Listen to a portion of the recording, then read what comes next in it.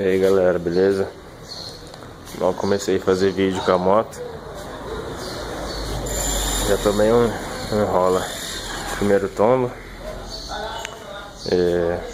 Tava andando normal. No meio da curva tinha um porra de areia, um monte de areia. Eu não vi, já tava muito em cima. Caí, ralou tudo que eu coloquei, entortou o guidão. Manete, tá quebrado. Retrovisor. Ralou tudo aqui, essa parte do 6.